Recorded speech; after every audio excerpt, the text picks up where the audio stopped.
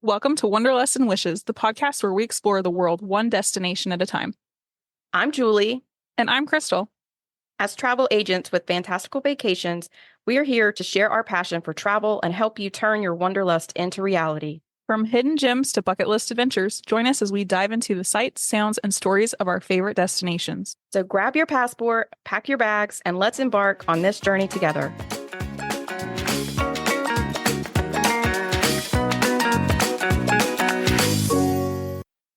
Welcome to episode 42 of Wanderlust and Wishes. Today, we're going to talk about the top 10 mistakes to avoid on your next Disney vacation. But first, we have several pieces of news to chat through.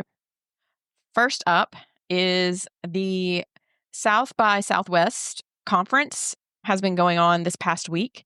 For those of you that don't know, that's a conference that goes on every single year in Phoenix, and it covers a ton of stuff, but one of the things is there's sometimes Disney innovation comes out of it, announcements come out of it. So two of the new areas that we know are coming and that Imagineers are working on, they released a little bit of sneak peeks. The vehicles for the Cars Land ride, they released some artwork of what the vehicles are going to look like. And then they also talked about the fact that the ride vehicles are going to be custom built and that Imagineers, they're so smart. Imagineers have been doing this kind of testing of a real dirt track. It's custom created, but it's a real actual like dirt track and it has sensors on it. So the data that they're getting from these sensor equipped cars that they're running through this custom created dirt track is giving them information on how the vehicles react and how everything works, and using that into creating the ride vehicles for this new attraction, which is so cool. The other thing is the Monsters, Inc. coaster. They've announced and they also released artwork. It's going to be a vertical lift coaster, and to be frank, I'm a little terrified of it because it looks a lot like the Forbidden Journey, the way that the seating is done. And so I think it's just going to depend on how they do it. And yeah, I'll have to see.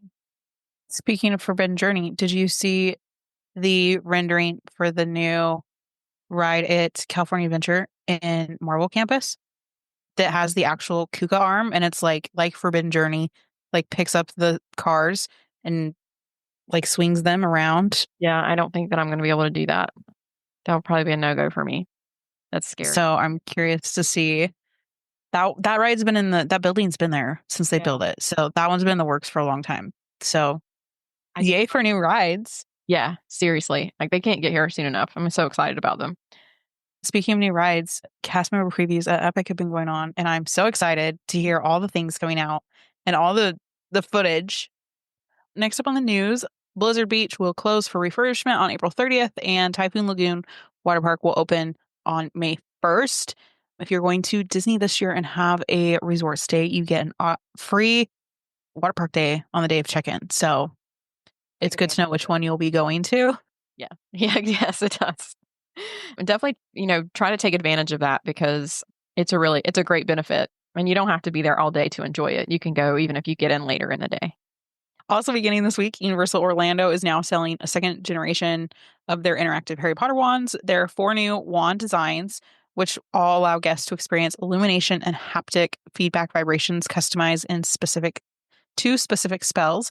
The wands interact with specific locations in the Universal parks, and each wand includes a map that notes these locations and how to link your wand to the Universal Play system. And all the locations at Epic will have like the haptic for sure. I'm guessing they'll slowly bring those over to the other side and transform them all. But Magic Band Plus, anybody? Also, sticking with Universal, March 1st to May 31st is Butterbeer season at the Wizarding World of Harry Potter. So they have 2 new themed dessert items. There's a Butterbeer cream puff and Butterbeer candy bar. That's just in addition to the typical offerings that they have for Butterbeer. If you're there, you definitely need to make sure that you get at least a frozen Butterbeer or hot Butterbeer if you don't get one of these special desserts. We're failures. I can't Yeah, believe we we didn't didn't get get any. butterbeer. I know, so sad. Next nugget of news. You can get 20% off of your VIP tour at Walt Disney World when you stay club level at Walt Disney World. What is crazy about this is in our club level episode, we talked about how if you find a club level room on a promotion, it's actually cheaper than the room rack rate. Yeah. And then to get 20% off of your VIP tour on top of that, and there's lots of club level rooms available. I was looking. This is an amazing savings. Yeah, it's a great deal for sure. We talked about VIP tours on our Is It Worth It episode, and both of us basically said, like, this is something that we would love to do, but it's just kind of out of our budget. And getting 20% off is a big chunk off of that and may make it to where it's just much more affordable to be able to do it. Puts it more in my sights.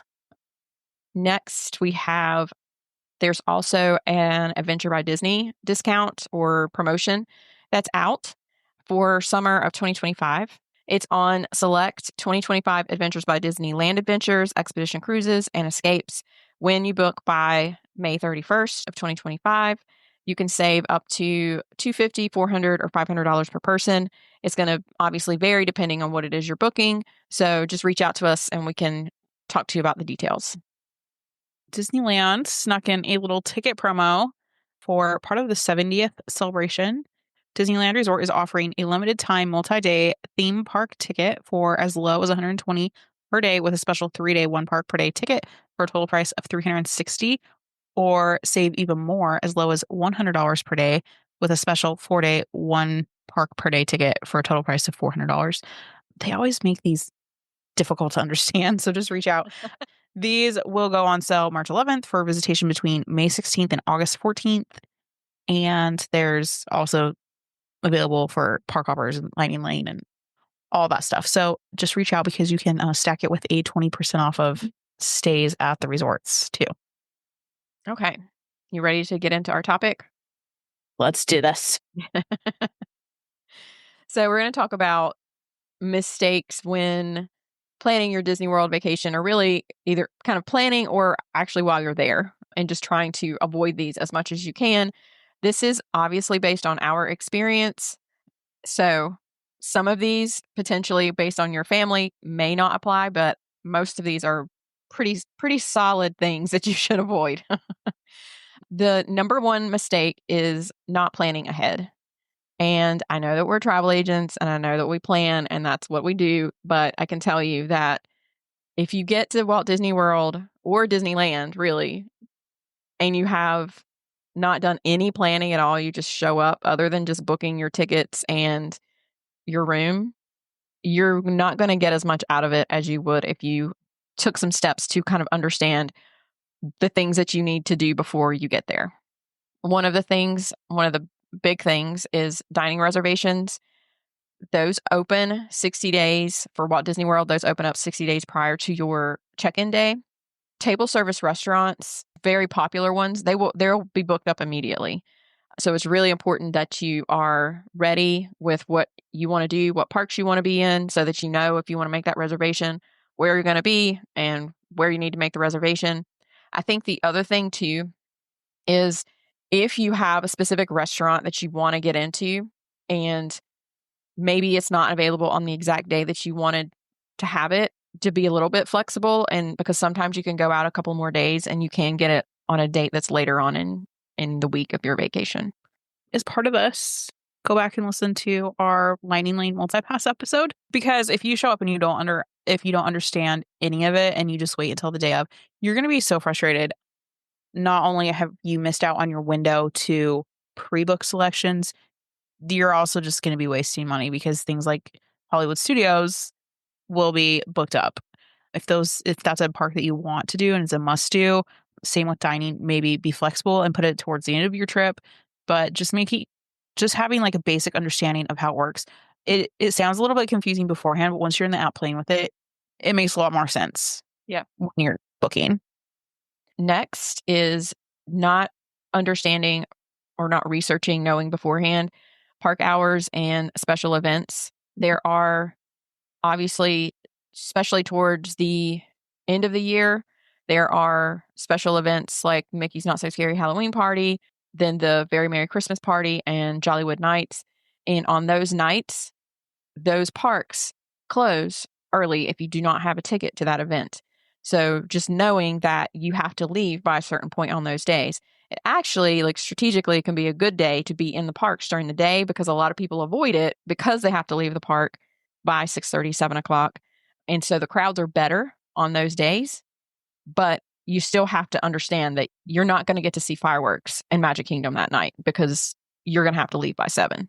It's kind of a trade-off. If you want the better crowd levels during the day, you're still going to have to go to Magic Kingdom a different day, or whatever the park is, a different day to get to see the nighttime show.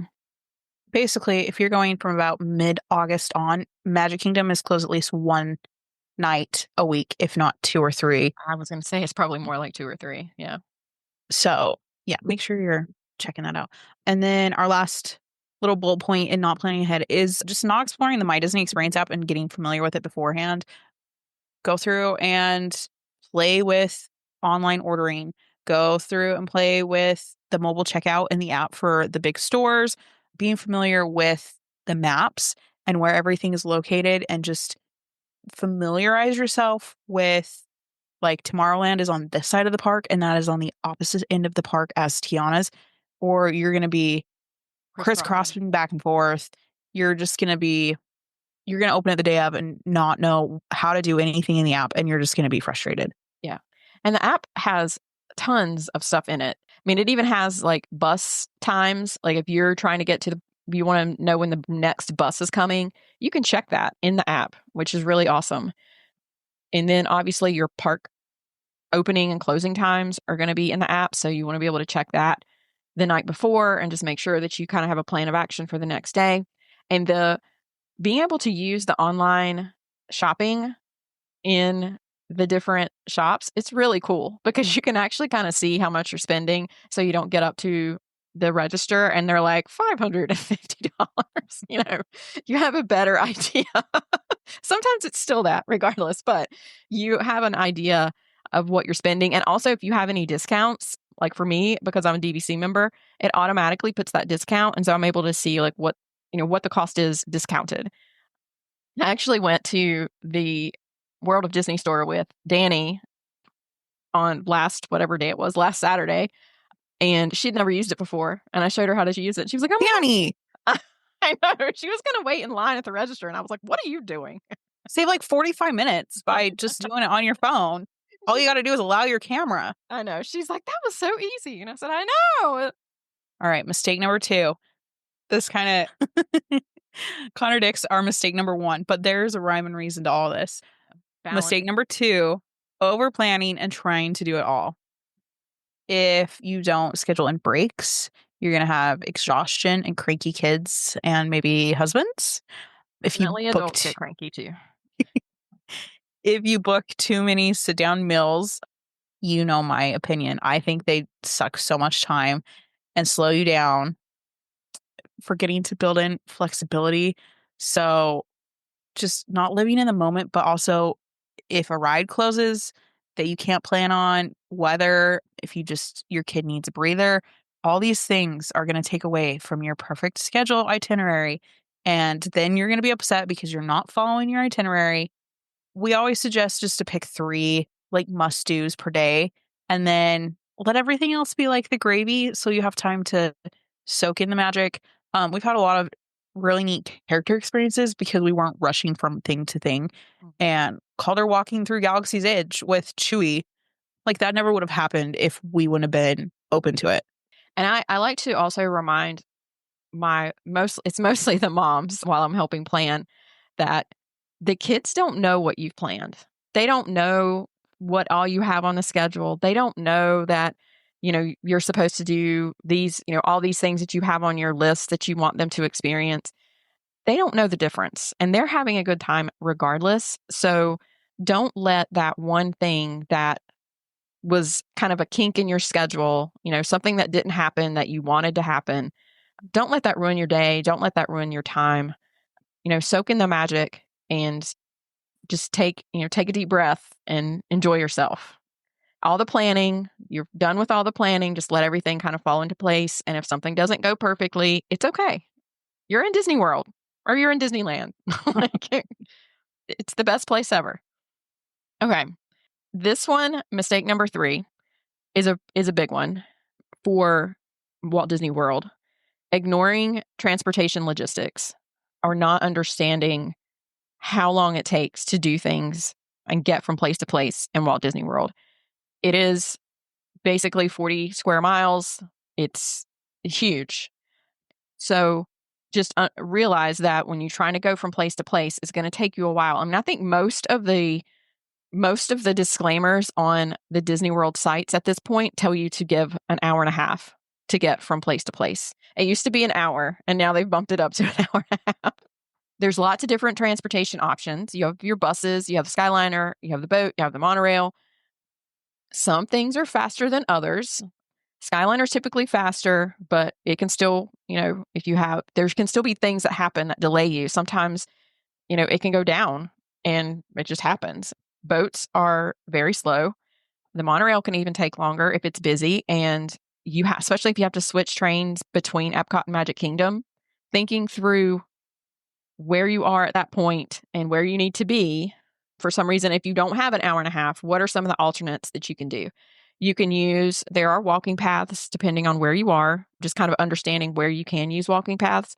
You can use minivans. We've talked about those, and just other ride shares in general. Also, if you drive to Disney World, which we typically do because we're close enough that we can get there in not super long time.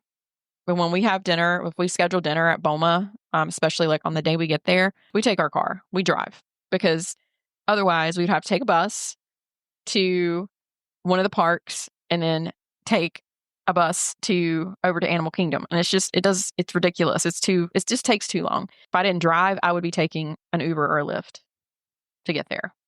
If you did not know, you cannot get from resort to resort with Disney transportation unless it's like the friendship boats.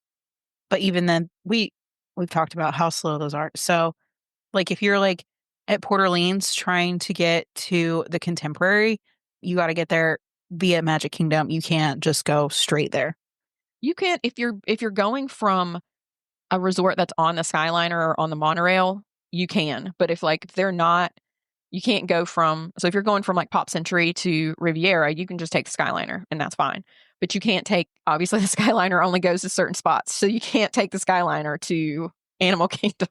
It doesn't go that far. So you have to think through how that works. Another example is if you're going from one park to the other to get to dining or lightning lane. That's another example. If you do have Park Hopper and you're at Magic Kingdom and you have a lightning lane scheduled for Epcot, you need to think through how quickly you can get over there, and you want to plan at least really that hour and a half. Give yourself an hour and a half to get from one park to the other. And then also you have to think about where you're with Epcot. If you're going to be on the monorail, it's at the front of the park when you get there. And if you're going to somewhere that's in World Showcase, you have to walk all the way to the other side of the park to get there. And same thing, like if you are in Magic Kingdom and you're going to Epcot and you're in the back of Magic Kingdom, you have to think about walking up to the front, getting onto not just getting the train itself and how long it takes to get from one place to the other. You have to remember that you're walking across these really huge parks and giving yourself time to and you will have to go through security again. Be prepared if you take the buses. Mistake number 4, poor park strategy. If you show up at the time that the park says it's opening, you're failing. Like, not to be harsh, but you already have so many people there long before you, because they will let you in and roam sometimes an hour and a half before official opening. So if you are wanting to rope drop, if you arrive too late, you're going to be stuck in long lines right away. If you're skipping mobile ordering, you're going to waiting in unnecessary food lines. If you ignore midday crowds and heat, it's usually the best time for a break or understanding like indoor attractions. Maybe it's time to go back to the resort for pool time. or a nap. Or a nap, yeah. If you make sure your bag is packed the night before, then you're not like rushing in the morning and you actually have time for food, understanding that the coffee lines are going to be way too long. Always. So if you want to rope drop to Starbucks, be prepared that you're going to be not at the front of the rope drop line. And I think too, part of we've talked about this is that it's like I think it was basically like an entire episode that we did on like what we put in our park bags. That's a whole strategy upon itself, like making sure you have the right things for your day so that your park day does go fairly smoothly. Having all those things available to you, it's important part of really having your park strategy go well. Okay. So this is a big one. Mistake number 5, not budgeting for those hidden costs. Whenever you book Disney vacation, you are booking. So for Walt Disney World, you're booking a room and you're booking your tickets. That's kind of the basics is what you're planning for. Anything like your Lightning Lane multi-pass, if you wanted to buy an extra specialty ticket, if you want to add on Memory Maker, the dining plan is also something that you can now add on. If you're not adding the dining plan, making sure that you're budgeting for the food cost while you're there. And I think, honestly, using the dining plan pricing is kind of a good way to at least give you a good idea of how much you may spend per day. You obviously don't have to spend that much, but it'll give you a good idea. Food adds up, especially when a bottle of water is like $5. Although, did you know that right now at Disney World, a carton of eggs is cheaper than at the store? And if you have a Disney Visa or DVC or annual pass, it's even cheaper That's hilarious. than I mean, it's like not, Walmart eggs right now. it's crazy. But even things like, if you're trying to save on food, you can bring your own food into the parks. You can have a refillable water bottle and you can get water at any of the quick service locations. They also have water filling stations like throughout the parks. It's not as many as I think they should have, but they're getting better at it. Making sure that you are kind of aware of what those food costs are. You can look at the menus in the My Disney Experience app. So we were just talking about like getting a kind of comfortable with the My Disney Experience app and making sure you're using that as a tool. It has all of the menus and the cost of things there. So if you even wanted to kind of like sketch out a day of food using those prices, you can get an idea of what that is. Underestimating souvenir spending. We just talked about going to the World of Disney and Disney Springs and getting up to the register and it's like $500. It is so Guilty. easy to go crazy because the merch is all so cute and it's so, you're on vacation and everything just looks like you have to have it. Your merch spending can get a little crazy. I know a lot of people actually they'll have a Disney gift card that has a certain amount of money on it and that's their merch spend and that's what they spend. And once they're done and they have no more left, then there's no more spending. I actually have done this with my daughters and it's amazing how much more they pay attention to the pricing and how much they're much choosier with what they purchase when when they have to make a decision and it's not just like free from mom and dad, so it definitely helps a lot to have that in place. My kids are the worst. I will have them hold up the item and take a picture of it if they really, really want it. And then if it's like they really just really, really want it, I'll ask a team member to scan it and tell me if it's other locations, whether it's at World of Disney or at Epcot or Magic Kingdom where we're not going to be yet. So then by the end of the trip, if that's still something they really, really want, I have an idea of where I can find it. Some things like at the Pirates gift shop, like certain like one-off things like that, you will only find at that ride. But a lot of the generic things you can find at multiple locations. And just the team members are great to like, oh yeah, there's a whole bunch here, here, and here. I regret not getting my stuffed Pluto holding the keys at Disneyland from the Pirates ride. Oh no. It was so Oh my cute. gosh, how cute. But yeah, there's lots of stories like that. You can hear from lots of people that they didn't get something and then they realize that that's the only place you can get it, and then you can't go back and get it, and it's very sad. Mistake number 6, wearing the wrong gear. If you have uncomfortable shoes, your day can be ruined. Your trip can be ruined, Worst especially day ever. if you have blisters the first day. Proper footwear is a must. You are walking 10 plus miles per day. So not only do not wear brand new shoes, I also like to bring a second pair to help if like rotate the pressure points, or in case a pair got wet, then I'm not wearing soggy shoes 2 days in a row. With Instagram, it's hard not to dress for the pictures and for Instagram instead of the weather, but Florida heat and storms do not care about your cute outfit No, they do not. as much as I would like to dress cute, and I'm sweating through my t-shirt. As soon as you walk outside, you start sweating. You're like, oh. But then just not even like packing essentials in your park bag, like a poncho or rain jacket, sunscreen, cooling towels, cooling fans, portable chargers. Just a little bit of prep will go a long ways in your gear. A lot of times I find something like Skechers has sandals that they have like the rubber sole. So they have like a kind of a sneaker or tennis shoe feel, but they're not hot. Like your feet are out and you don't, because a lot of times I get hot when I wear socks and shoes and it makes it worse in the summer. That's also something to consider. Next, item number 7, and it's sort of kind of related to above because it has a lot to do with what you wear and just that planning, not planning for Florida weather. The summer months can be like brutally hot because of the humidity. Making sure that you're planning plenty of hydration breaks and then sunscreen, having on a hat if if your face burns, neck fans and cooling cloths. Expect to have afternoon rain storms in the summer months. Just make sure you plan for it because rides, they only shut down if there's lightning. So if there's not a storm, everything keeps going and you can still have fun in the rain. We've done it plenty of times. The other thing too is if you are going during maybe like, I don't know, like probably December and January potentially, sometimes those mornings can be cooler. So making sure that you have some kind of sweatshirt or be able to layer for those days.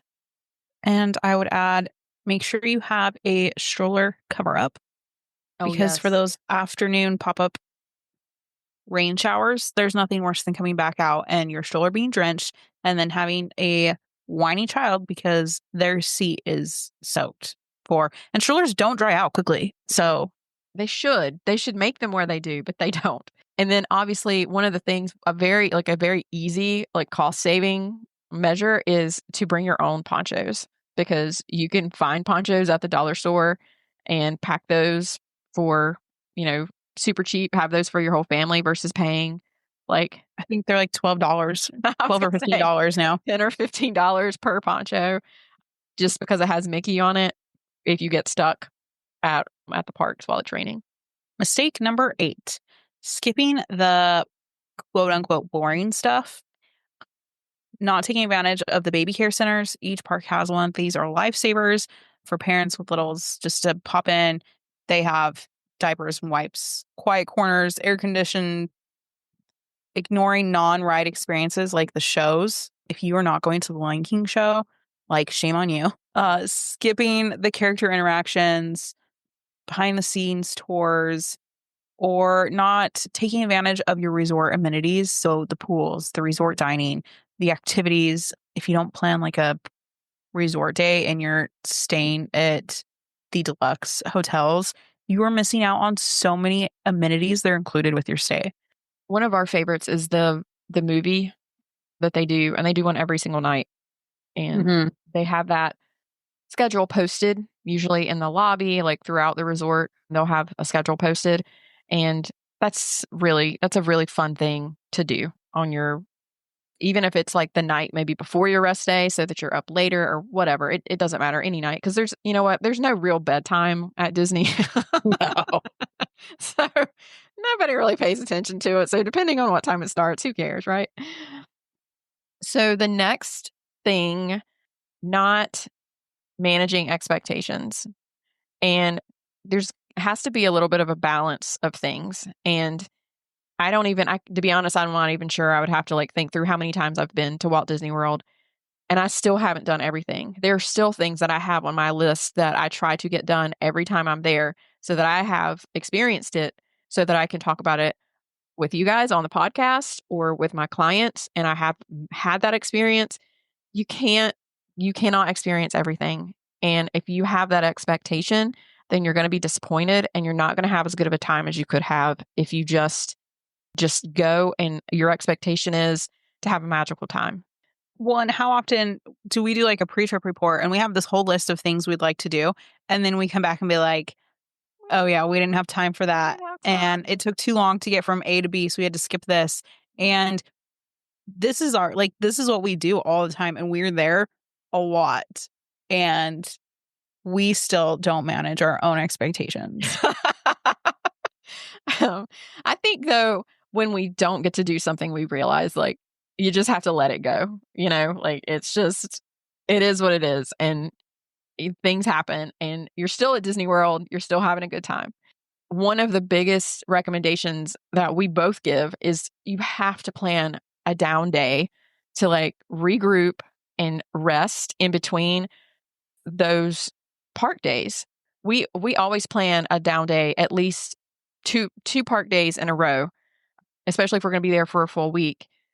You have to like just chill, and because everybody's going to melt down on a day-to-day basis, where most of us are not on our feet for from sun up to sundown or past that, into the night, and with no breaks, and you're not walking 30,000 steps a day or sometimes more than that, depending on what all you're trying to get done. Like you don't do that. That's not a day-to-day thing. And you are on vacation. Everybody's excited and you're overstimulated, and you just have to like take a breath so that you have a good time. There's so many people that I talk to that they want to go for 5 days with 5 park days or something like that. I'm like, please don't do that. Please, please, please do not do that. Do not do that.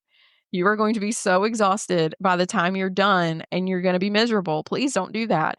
It is so much fun, but you have to take a break. You have to take a second. So thinking that you can go for 5 days and also do 5 full park days that's very high expectations, especially if you're going with kids or adults that you don't do that every day.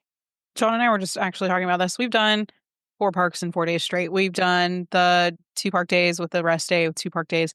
But our most favorite trip that we have done, our flight was changed from Sunday afternoon to Saturday afternoon. So Sunday was a rest day as soon as we got in. Then we had 2 park days. We had another rest day with 2 more park days. And then instead of leaving the last night like we usually do, we didn't leave till the next morning. And it was the most chill trip, most enjoyable trip that we've ever done. And we kind of had like 2.5 rest days built in. It just makes such a huge difference, and not to feel like you're rushed around, and you get to actually enjoy everything that you're doing. All right. Mistake number 10, last but not least, not having the most current information. If you've been here long at all, you'll know how quickly things are changing. Disney changes constantly. Attraction closes, policies change, crowds fluctuate. Just even since we've started the podcast, we are now from Genie Plus to Lightning Lane Multipass. Park reservations are sometimes, virtual queues are gone. Just being up to date with information. Shameless plug, if you're not using a travel agent, obviously we're up to date on all the things. So we will help you and guide you. If you're going for a pool day and you scheduled beach club right now, sorry, you're out of luck. Their pool's closed through the summer. So just kind of like being on top of things. If you're a Disneyland native, I'm guilty of this. Understanding that Walt Disney World is very different than Disneyland. And then to go along with this, over listening to other people's opinions. Your great aunt, best friend's daughter might have gone 20 years ago, and everything is completely different today. She could have gone 6 months ago, and everything is completely different. So it is very hard, especially we're content creators for Disney, and we understand, like, we're constantly pumping information out there. But those are just like little tips and tricks. I wouldn't expect you to go and follow that to the T, because those aren't even all things I've done on the same trip. It's multiple trips of tips and tricks and itineraries. And I wouldn't ever do it all on the same day because there's too much. Things have changed. A lot of the things that we do, we may make a recommendation based on our experience on this podcast or to our clients, but we always incorporate the family or the group of people, like whoever it is that's going on that trip, because your cousin's daughter, whatever, may have done something and it says that it's a must do, but it doesn't make any sense for your family to do that because that's not how your family vacations. That's really what's important. You know your family, you know your kids, your spouse, or your friends, whoever it is that's going, you know them better than anybody else. And they're not going to change just because they're on vacation for the most part. I think most people are a little bit more relaxed on vacation, but for the most part, you know that if your child doesn't like dark spaces, they're not all of a sudden going to want to ride Space Mountain. That's not going to be fun for them. And even if somebody else thinks that that's a must do every single trip, that's not a must do for you. Well, and I'm not bagging on anybody, but I think someone who lives locally and is single or doesn't have kids is going to tell you completely different than someone who flies in and might have little kids or teenagers, or it's just going to be a different perspective. We try to cater to, like Julie was saying, to the client and to your needs. Because everybody's Walt Disney World trip is special and different and based on you and not necessarily everybody else. It's magical because it is about you. That's what Disney does. I think that wraps up our top 10 mistakes for today. Thank you all for listening. We really appreciate you all sticking with us through these top 10 mistakes and hope you have a fantastic week. Bye.